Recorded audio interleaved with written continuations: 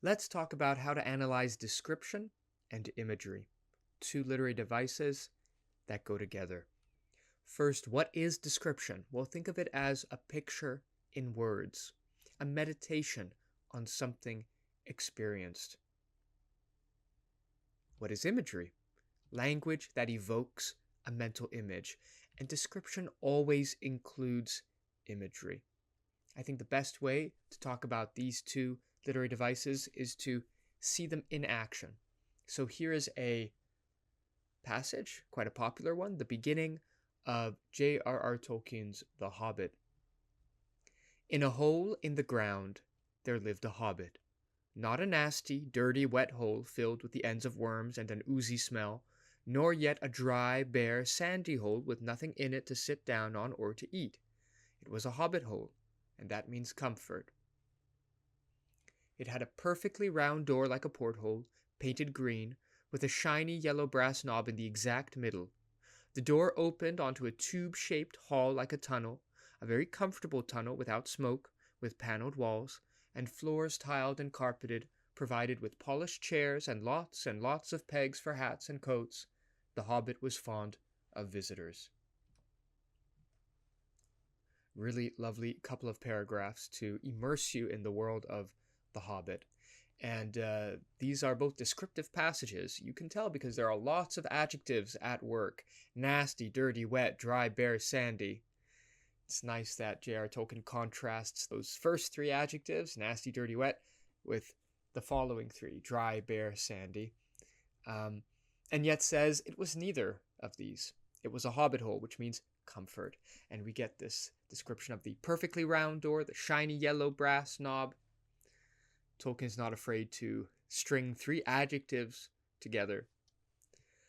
You'll also find in passages of description memorable images, like the ends of worms. That stood out to me when I read this, and the perfectly round door like a porthole.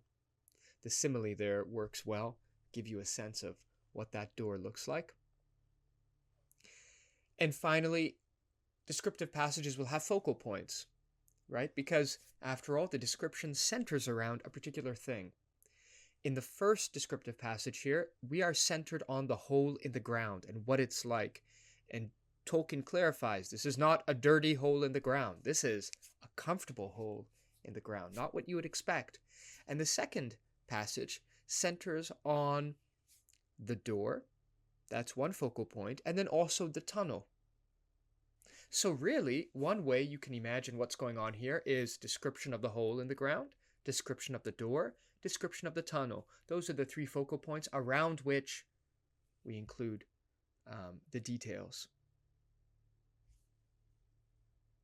How would you write a paragraph on description? Well, in your topic sentence, make a connection between the description and your thesis. That is, how does this descriptive passage relate to a theme that you're focusing on in your essay? You want to include quotations from the descriptions, focusing on imagery. It's not a bad idea to connect certain images to emotions. And then explain why the author meditates on this subject and how it relates to your chosen main idea. That's kind of a reflection of the topic sentence. One of the most common mistakes that I see when students are analyzing description is they will find a descriptive sentence in a story, but not a descriptive passage. And so they're really limited in terms of analyzing the author's description. You want to ideally find a paragraph, and usually there's at least one, maybe two, in a short story.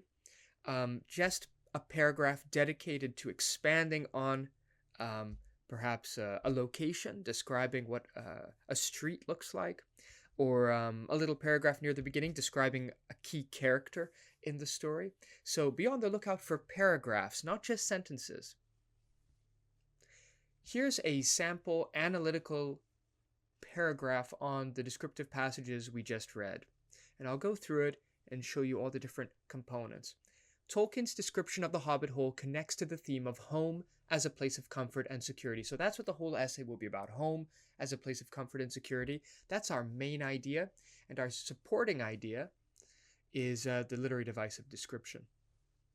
The imagery emphasizes warmth, hospitality, and coziness, reinforcing the idea that home is not just a physical space but a reflection of the inhabitants' characters and values. The perfectly round door, like a porthole, suggests symmetry and order, while the shiny yellow brass knob and green paint add warmth and homeliness. The tunnel like hall, which could be dark or uninviting, is instead described as very comfortable and without smoke, highlighting its cleanliness and coziness. The details of paneled walls, floors tiled and carpeted, and polished chairs further emphasize the richness and warmth of the space. Additionally, the lots and lots of pegs for hats and coats suggest that the Hobbit Hole is a place of hospitality, welcoming visitors and reinforcing the idea of home as a shared, inviting space. By transforming an underground dwelling into a place of warmth and comfort, Tolkien underscores that home is not defined by its location but by the sense of security, care, and community it provides. Isn't that the truth here? Home is not the location. Just because you live in a tunnel doesn't mean, you know, you're not living in a beautiful place, depending on what you do with that tunnel. There was our topic sentence, and you'll notice I included some quotations in my analysis, and these were specifically parts of the passage that included really strong images. And one simple way to think of an image is you can visualize it in your head. It's like if this were to be adapted into a film, you'd have a very clear idea as to what to fill your scenes with. Imagery, however, can also be related to smells and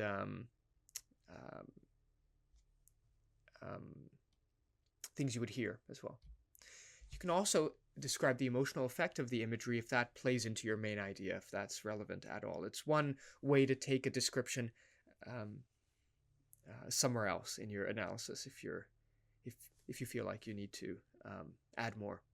So that's just a brief explanation of how to write about description and imagery. See you next time.